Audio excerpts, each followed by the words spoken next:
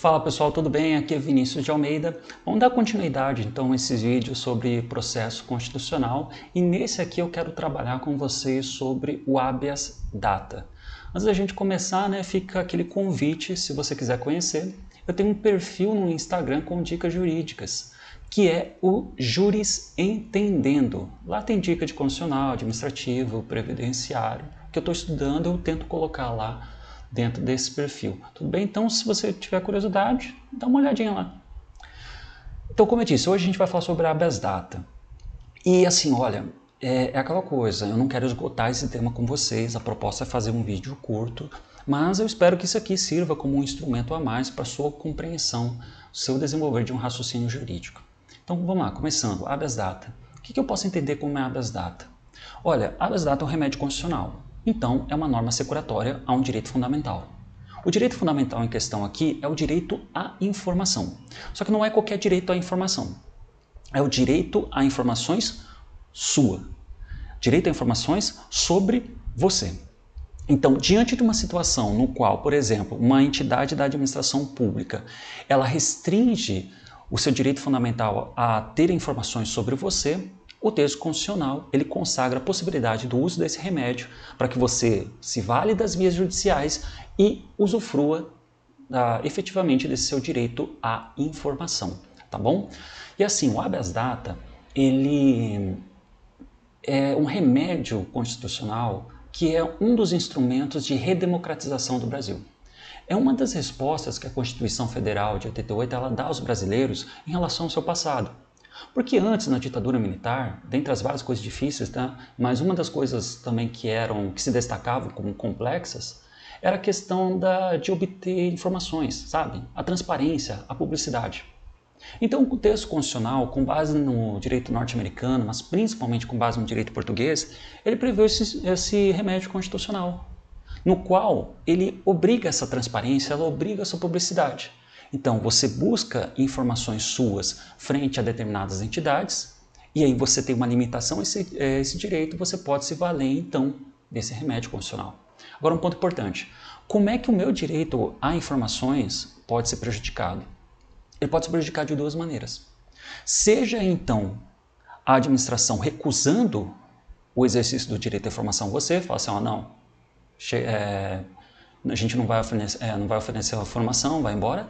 Ou então ela te dá um chá de cadeira e ela é omissa em prestar essa informação a você. Você apresenta o requerimento e fica lá, dias, sem você obter. Daí você perde a paciência e pode impetrar com um habeas data. Ok? Então, nesse primeiro momento, e até para a gente conseguir desenvolver aqui, a gente pode conceituar, então, o habeas data como uma ação constitucional para conhecimento, retificação, anotação ou explicação sobre dado pessoal. A gente vai desmembrar melhor isso, só que daí vem a pergunta. Tá, legal, vou estudar sobre habeas data, mas onde eu encontro no meu vade-mecum? A base normativa do habeas data, ela começa na Constituição, lá no seu artigo 5º, inciso 72 do texto constitucional. E o habeas data ele é regulamentado pela Lei 9.507 de 97, uma lei que vale muito a pena dar uma lida na íntegra. É bem curtinha, 23 artigos, rapidinho você lê. Então, é muito importante, quando você for estudar habeas data, você ter tanto a Constituição e sua lei regulamentadora, a Lei 9.507. E assim, para a gente começar efetivamente a trabalhar com habeas data, a primeira grande informação que você tem que ter é o seguinte: é a leitura do teor da súmula 2 do STJ acumulado com o artigo 8º da Lei 9.507, mais especificamente o 8º caput. A soma dessas duas leituras vai trazer uma ideia fundamental dentro do habeas data, que é o seguinte: para você se valer desse remédio constitucional, primeiro, antes de você buscar o Poder Judiciário, você vai ter que esgotar as vias administrativas. Então, você quer impetrar com habeas data, primeiro vai ter que comprovar que você buscou a sua informação e esgotou as vias administrativas. Então, por isso que agora você está se socorrendo ao Poder Judiciário. E, pessoal, essa informação, essa exigência, na verdade, é tão importante que o pessoal lá do processo civil vai dizer que o teor da súmula 2, de falar que você só pode impetrar com habeas data se você esgotar as vias administrativas, representa justamente o interesse de agir dentro da ação de habeas data. E ainda, lá em direito administrativo, você estudou uma coisa chamada sistemas administrativos, que é justamente dizer o seguinte, ó, tem um problema entre você e a administração, você pode socorrer aqui ou ali. E aí você estudou nos sistemas administrativos que dois se destacam. O sistema francês, ou da pluralidade de jurisdição. Você tem um problema com a administração pública, dependendo do problema você pode ir no poder judiciário ou em um tribunal administrativo. E tem o sistema inglês, ou da unicidade de jurisdição. Você tem um BOzinho com a administração pública, você pode se socorrer ao poder judiciário. O direito administrativo brasileiro, por previsão constitucional, adota o sistema inglês da unicidade de jurisdição. A administração pública lesou algum direito seu, você pode buscar o poder judiciário. Legal, tranquilo. Por que eu estou lembrando isso? É porque, como eu disse, a súmula 2 do STJ vai dizer você só vai poder se valer do habeas data se você comprovar o esgotamento das vias administrativas. A ideia do sistema da unicidade de jurisdição é que houve a lesão, em tese, de imediato você já pode buscar o poder judiciário. Aqui não, fala, olha, antes de você ir, faça isso aqui primeiro. Então a gente tem como um exemplo de exceção ao sistema da unicidade de jurisdição justamente o habeas data. Primeiro esgota as vias administrativas, para daí então você pensar na impetração desse remédio constitucional. Aí tá, legal, Vinícius, beleza, entendi, então tem que ter esse zelo, essa preocupação. Mas em quais situações eu vou poder me valer do habeas data? E aqui também tem uma outra coisa que é importante você tomar um certo cuidado.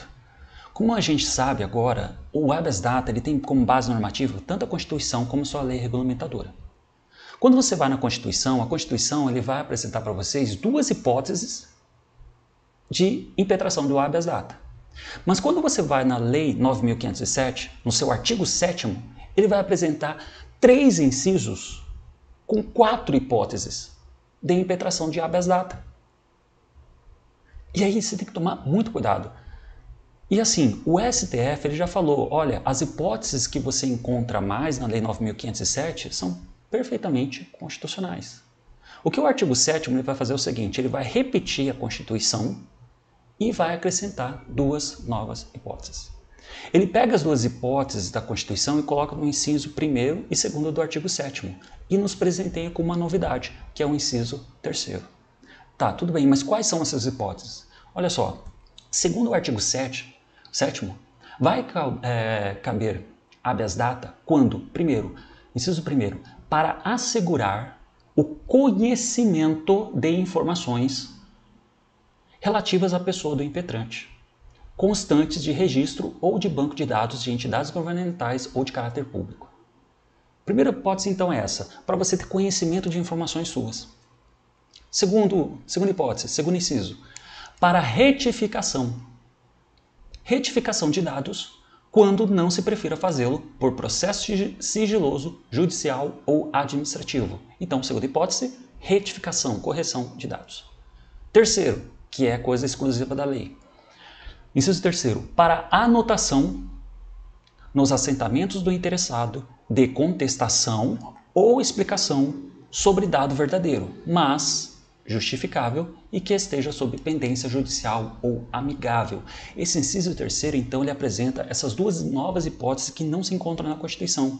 É você exigir fazer anotação para contestar ou então explicar determinado dado verdadeiro, mas justificável e que esteja pendente com uma certa pendência judicial ou então amigável. Tudo bem? Então, o artigo 7º apresenta 3 incisos com hipóteses de cabimento de habeas data. Muita atenção sobre isso. Então, vamos lá, Vinícius, continuando. Quem que vai poder impetrar com habeas data? Quem que vai poder, então, se valer desse remédio constitucional?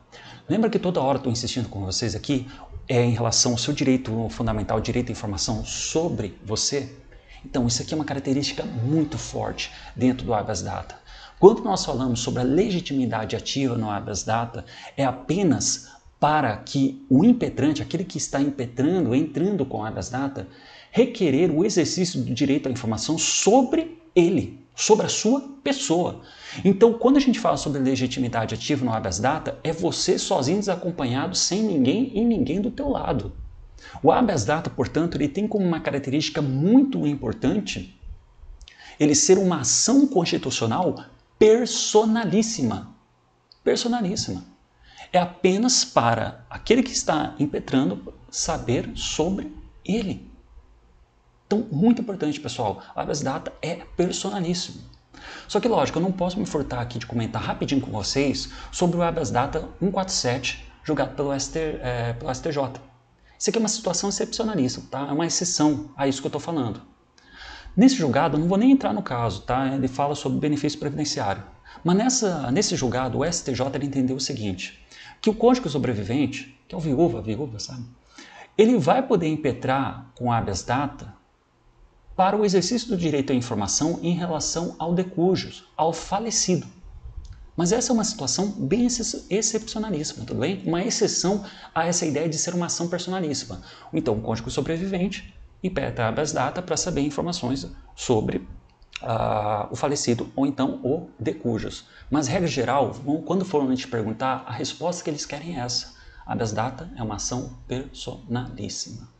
Agora, continuando. Beleza, tudo bem, é personalíssimo. Mas contra quem eu vou impetrar o habeas data? Quem ocupa a legitimidade passiva? Quem ocupa o polo passivo? Aqui tem uma coisa bem importante, porque surge um personagem interessante aqui, que é a autoridade coatora. A autoridade coatora é justamente aquela pessoa, aquele personagem que tem a função de garantir o teu direito à informação. É aquela pessoa que você busca a informação, aquela que tem a informação e ou se recusa ou é omissa em prestar essa informação a você. Quando ela faz isso, ela acaba, então, violando teu direito à informação, ganhando essa cunha de autoridade coatora. Mas daí vem aquela coisa, tudo bem, mas onde eu encontro essa autoridade coatora? E para responder isso, é importante que você comule a leitura do artigo 7º, inciso 1º, com o artigo 1º, parágrafo único, ambos da Lei 9.507.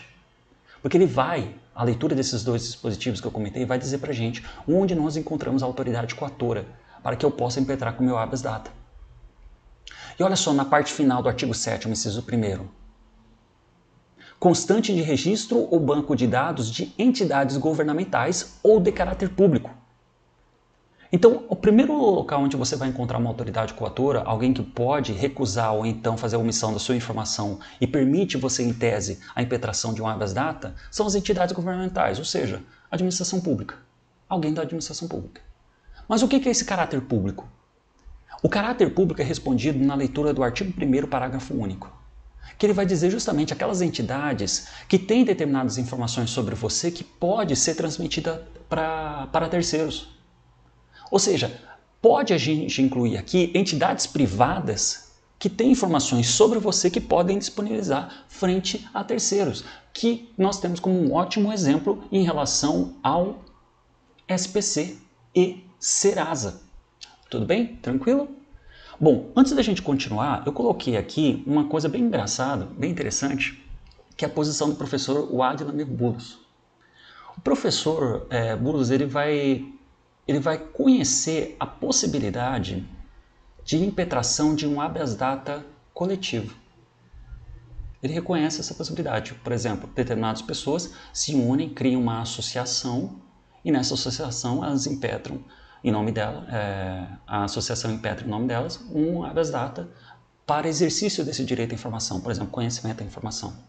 Todavia, você encontra posicionamentos tanto do STJ como do STF, inclusive do STF há um específico sobre isso, no qual eles não admitem esse exercício de legitimidade extraordinária. Então, gente, muita atenção nesse ponto. Por mais que você tenha posição por parte do professor Boulos, regra geral, não se admite, tanto posicionamento do STJ e STF, em não se admitir legitimidade extraordinária no habeas data, confirmando mais ainda a ideia de ser uma ação personalíssima. Lembrando que a exceção fica em relação ao cônjuge sobrevivente, em relação ao falecido. certo? Bom, mas vamos lá, continuando. O que agora eu quero trabalhar com vocês é o procedimento. Como é que rola, como é que funciona o habeas data, eu impetrei com o habeas data, como é que ele vai se desenvolver? Toda vez que a gente fala sobre procedimento, a primeira coisa que é importante é saber a competência.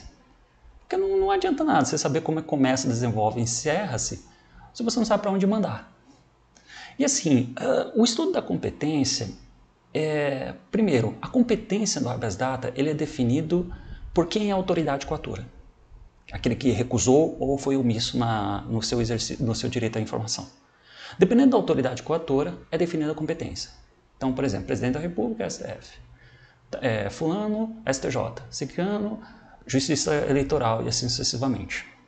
Como é uma coisa muito liga os pontos, eu não vou trazer aqui a competência para não tornar o vídeo um pouco maçante. Mas eu vou disponibilizar aqui no link na descrição um diagrama, um esquema da competência, tanto originária como recursal dentro do habeas data, para poder contribuir no seu estudo. Tudo bem? Então a gente vai pular aqui nesse vídeo o estudo da competência no habeas data.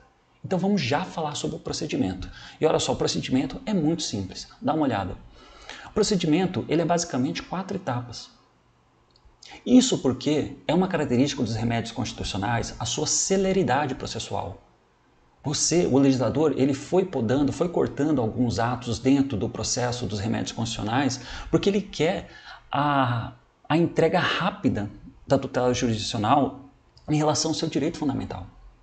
Então é um procedimento, assim como os outros, como a gente vai ver, bem simples. Só que assim, antes de falar do procedimento judicial, tem uma informação que a Lei 9.507 vai apresentar para a gente que é bem interessante, que é justamente na fase administrativa. E é assim, segundo a Lei 9.507, quando você apresenta um requerimento administrativo para obter informações e tal, esse requerimento ele tem que estar em 48 horas pronto para decisão. Então, para esse seu requerimento, 48 horas tem que decidir. E da decisão do seu requerimento, há o prazo de 24 horas para comunicar você do teor da decisão. Então, você tem esses dois prazos bem interessantes. 48 horas do requerimento até a decisão e 24 horas da comunicação da decisão. Mas vamos lá, tudo bem. Você se encaixou em uma determinada situação no qual o seu direito, por exemplo, a ter conhecimento de uma informação sua frente a uma entidade, ela foi violada, então abre a possibilidade de impetração de um habeas data. E você, com sangue nos olhos, senta na frente do computador e vai impetrar um habeas data. Você é advogado. E aí você tem aquela preocupação, opa, como é que eu vou montar minha petição inicial? Como é que eu vou fazer meu habeas data? E aí, para ajudar a gente, a Lei 9.507, também no seu artigo 8º, ele vai dar a resposta para a gente. A Lei 9.507, no artigo 8º, ele vai dizer o seguinte, você vai fazer seu habeas data? Na hora de você montar a tua petição inicial, o primeiro cuidado que eu quero que você tenha é o seguinte, respeite o Código de Processo Civil. Respeite os requisitos genéricos básicos que é previsto no CPC, ou seja, atenda ao artigo 319 do CPC, que é o endereçamento, qualificação das partes, causa pedido, etc. e tal. Então, respeita o 319, 320 também, tá? Respeita o 319. Fez a tua petição inicial do habeas data com base no 319? Beleza. Eu quero que você coloque uma coisa específica. Há um requisito específico na petição inicial do habeas data que eu quero que tenha. Isso é a Lei 9.507 falando para você. E o que é esse requisito específico? Está lá no artigo 8º, parágrafo único. Segundo a Lei 9.507, você vai ter que comprovar na sua petição inicial de que houve a recusa ou a omissão ao teu direito à informação. E aí ela vai desenvolver de uma forma diferente dependendo da hipótese. A Lei 9.505 vai dizer o seguinte, quando você quer impetrar o habeas data para ter conhecimento de informações suas, você vai ter que comprovar na sua petição inicial ou a recusa ou que a omissão perdura mais de 10 dias. Se você quiser impetrar o habeas data para retificação de dados, vai ter que comprovar a recusa ou então a omissão configurando 15 dias, mais de 15 dias. Se for anotação de contestação e explicação, mesma coisa, recusa ou 15 dias. Tudo bem? Então, esse é um requisito específico da petição inicial do habeas data, a comprovação da recusa ou de que a omissão configura nos prazos definidos em lei. Conhecimento, 10 dias, retificação e anotação, 15 dias. E aí vamos lá, continuando. Você fez seu habeas data seguindo o 319 do CPC, seguindo o artigo 8º, parágrafo único da Lei 9.507, tudo perfeito, tudo bonito. E aí você impetra ao juiz competente, que a gente vai conhecer no diagrama que eu vou disponibilizar aí no link na descrição. Tudo bem. Juizão vai lá, pega, recebe o teu habeas data. E aí ele vai poder adotar dois caminhos. Primeiro caminho, indefere o teu habeas data de plano. Chega lá, dá uma olhada e fala, tem alguma coisa errada aqui, tem algo faltando. Ele vai, indefere. Segundo caminho, ele continuar com o procedimento. Interessante é que a Lei 9.507 vai dizer o seguinte, quando o juiz ele recebe o teu habeas data e ele, porventura, indefere a inicial, nessa situação é interessante aplicar o artigo 15 da Lei 9.507. Porque o artigo 15 da 9.507 vai dizer o seguinte, das decisões que concede o habeas data, ou seja, ganhou o habeas data, ou das decisões que denegam o habeas data, indefere o habeas data, cabe recurso de apelação. Então, nesse caso aqui, se o juiz recebeu a petição inicial e indeferiu de plano, cabe recurso de apelação. Beleza? Mas vamos lá, continuando. O juizão recebeu o seu habeas data e viu que não é caso de indeferimento da inicial. Então, ele dá continuidade ao procedimento. O que a Lei 9.507 vai dizer? No caso de continuidade do procedimento, o despacho inicial do juiz, ele vai mandar notificar, muita atenção aqui, notificar a autoridade coatora para prestar informações no prazo de 10 dias. Atenção, pessoal, não é citar e também não é para contestar. Segundo a Lei 9.507, isso é uma característica dos remédios constitucionais, o despacho será para notificar, que é chamamento, para prestar informações. E tudo isso no prazo de 10 dias. Passou os 10 dias, qual que é a próxima etapa? Os autos serão encaminhados para o Ministério Público, opinar, manifestar no prazo de 5 dias sobre o seu pedido de habeas data. Depois de passar os 5 dias do Ministério Público, os autos são conclusos e encaminhados para a sentença, no qual, segundo a Lei 9.507, o juiz ele terá 5 dias para proferir a sentença no habeas data. Lembrando, esses 5 dias aí é um prazo impróprio, tá? Não há consequências dentro do processo. Você não vai perder nem ganhar se passou dos 5 dias. Você vai ter que esperar, ok? Mas vamos lá, continuando.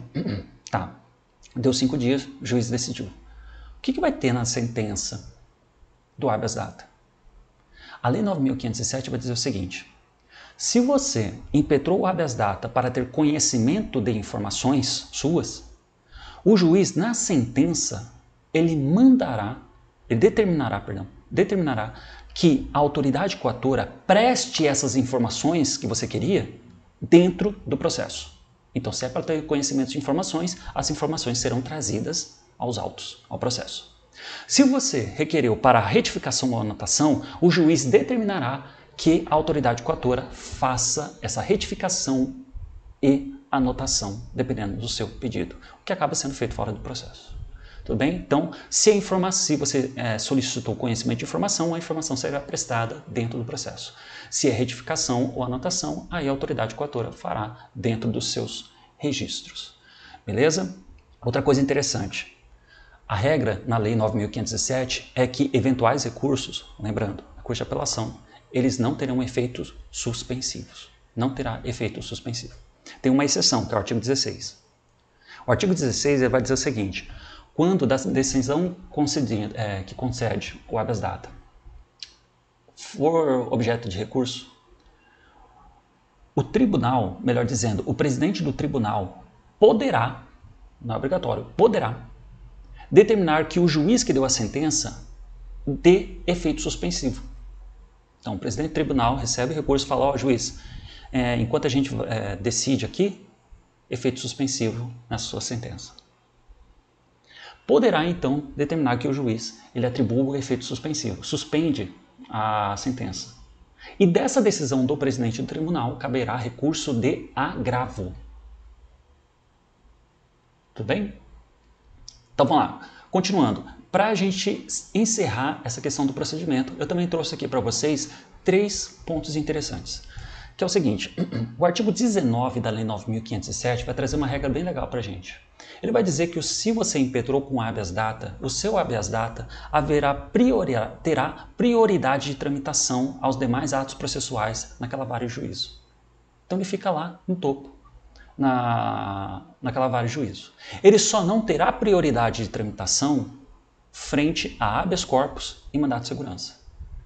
Então ele só não passa na frente de habeas corpus e MS, mandado de segurança. Uma regra geral, prioridade de tramitação. Outra informação que é interessante trazer aqui para vocês. Com base na Constituição, artigo 5º, inciso 77, e também na própria Lei 9.507, o procedimento de habeas data, e se a gente olhar a Constituição, não só o habeas data, mas o habeas corpus também, mas o procedimento de habeas data, ele será gratuito. Não haverá o pagamento das custas processuais. Então é gratuito, é na faixa.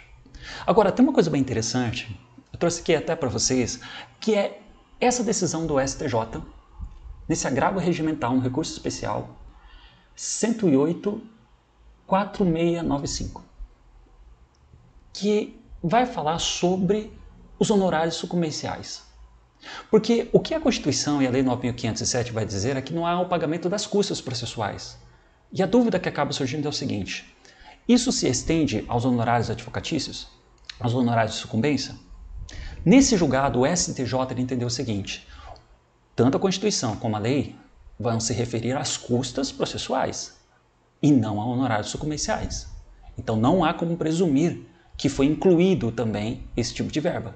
Então, no habeas data, no caso, no habeas data que foi denegado, cabe condenação a honorários de sucumbência. Olha que interessante isso. Depois dá uma conferida nesse julgado. Bom, mas para a gente encerrar aqui nossa conversa sobre a habeas data, eu trouxe aqui uma questão da OAB para a gente resolver, para você ver como é fácil esse procedimento. Vamos lá. A ação de habeas data, como instrumento de proteção de dimensão do direito de personalidade, destina-se a garantir o acesso de uma pessoa a informações sobre ela, que façam parte de arquivos ou banco de dados de entidades governamentais ou públicas. Acho que é privadas, tá? Mas tudo bem. Bem como garantir a correção de dados incorretos. Legal. Assinale a correta. Letra A. Conceder-se-á habeas data para assegurar o conhecimento de informações relativas à pessoa do impetrante ou de parente deste até o segundo grau. Constante de registros e tal. Bom, gente, é aquilo que nós havíamos comentado. Uma das características principais dentro do habeas data é se tratar de uma ação personalíssima. É um impetrante para saber informações sobre ele. Impetrante buscando direito de informação deles, dados pessoais, não em relação a terceiros. Então, essa alternativa está incorreta. O habeas data é ação personalíssima. Continuando. Além dos requisitos previstos no Código de Processo Civil, para a petição inicial, a ação de habeas data deverá vir instruída com prova da recusa ao acesso às informações ou simples decurso de 10 dias sem decisão. O erro dessa alternativa é falar menos do que deveria. Essa alternativa ela restringe o habeas data apenas à hipótese de conhecimento de informações. E a gente sabe que não, tem a retificação e as anotações. Tá? Então ela também está errada. Letra C. O despacho de indeferimento da inicial de habeas data, por falta de algum requisito legal, para o ajuizamento caberá agravo de instrumento. Não, a gente falou, artigo 15 da Lei 9.507. Sentença que concede ou denega, recurso de apelação. Restou a letra D, então. A ação de habeas data terá prioridade sobre todos os atos judiciais, com exceção ao habeas corpus e o mandado de segurança. Perfeito, correto. Redação do artigo 19 da Lei 9.507. Tranquilo, pessoal? Era isso, então, que eu podia comentar brevemente com vocês